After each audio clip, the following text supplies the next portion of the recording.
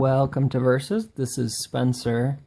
Today we have a comparison of two beautiful, wonderful, excellent dice Euro games. The Castles of Burgundy on the left and Troyes on the right. So first, a quick overview of both. Castles of Burgundy is a 2 to 4 player game where you are building kind of this, well, it's kind of abstract, I guess, in a way. Typical Stefan Feld, when the mechanisms are great, but the theme is probably a little bit loose and not really integrated too tightly. Essentially what you're doing is you are rolling dice, and based on your results, you perform actions with what you roll. So if you roll 2 4s, you can do 2 things that require a 4. So I could build on this space if I had something that could go here. I could also purchase something in the space that has a 4, so I could purchase something here, for example, either the boat or this brown church thing, and I could do different things to build. And in the end, when the rounds are complete, I believe it plays 5 rounds here.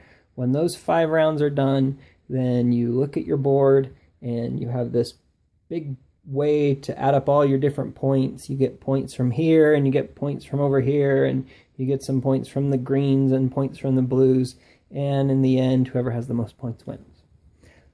That is kind of a brief overview of Castles of Burgundy. I won't go through all the rules. Over to Troyes.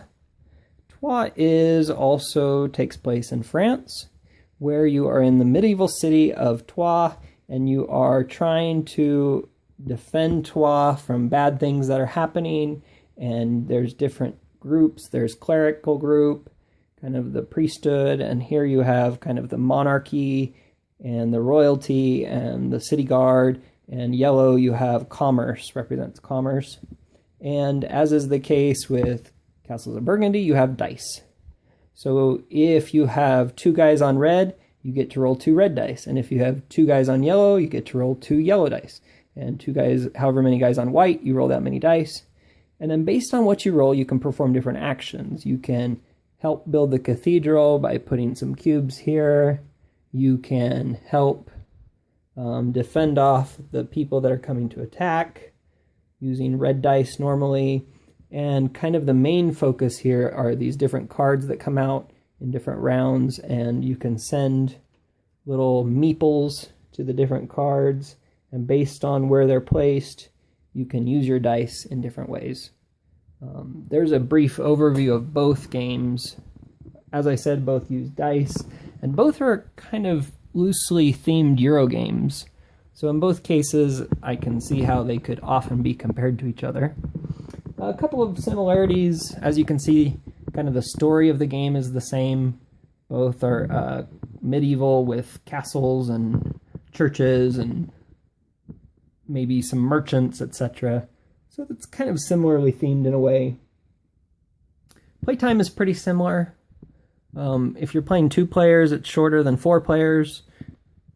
Neither overstay their welcome.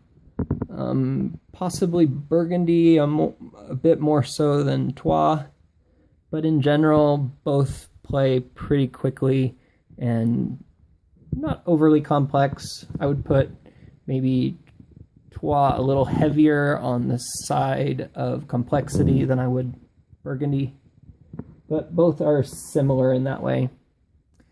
Another cool thing that both have in common is you can mitigate your dice rolls. You can change and manipulate your dice. So in Castles of Burgundy, you have these workers, and each time you spend a worker, you can change your die roll to be either plus or minus 1, depending on what you roll. So if you don't like your 4s, you spend one of these, and your 4 can become a 5 or it can become a 3. 6 can become a 1 or a 5. On the other hand, in Troyes, it's a little bit different. For one thing, if you don't like what you rolled, you can buy your dice. You can buy dice from other players. So if blue has a white 6 and orange really wants that white 6, there's ways to spend money to buy, or even more so steal. I guess if you're paying for it, is it stealing? I guess buying, but they can't deny you. You have to say yes if someone tells you they want to buy your dice or die from you. So there's ways to get dice from other people. That's one way to change. The other way is you can spend fame. It's called fame. And there's this little tracker. So you can spend 1 fame to re-roll a die.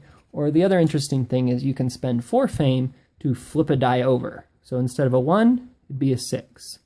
Instead of a 2, it would be a 5, etc. So there's ways to spin them over. Larger rolls, or higher rolls, I should say. 4s, 5s, and 6 are much better in Troyes. Whereas in Burgundy, a 6 might be just as good as a 1. It doesn't necessarily mean it's any better or worse. It just depends on where everything is on the board. So that's kind of a significant difference, is the number that you're rolling is maybe more important in Troyes as far as like high numbers. Again, there's ways to change the dice. Like I said, one main difference is Troyes is much more complex. It's kind of math heavy, I would say. There's a lot of times when you're adding up the pips and then you're dividing and then you're multiplying, and you end up kind of with this idea of making sure that the math is right when you're planning ahead. So I want to do action A, but that adds up to this number and divided by this amount. That kind of turns out different. Whereas in Burgundy, it's a little bit lighter. As far as the numbers, you just change them with your worker, and then you pick whatever's available. So it's a little bit less complex, I would say. The interaction isn't super heavy in both. Interaction in Burgundy is basically you end up maybe taking something that someone else wanted. Whereas in Troyes, it's much more direct. You're stealing dice from someone else, which kind of makes a big difference. So in the end, I would say I prefer Troyes. It's a little bit heavier. I like the interaction a little more. Burgundy is still wonderful, one of my favorite games ever. Both are great, and if you can, you should play and maybe own both. Thanks for watching.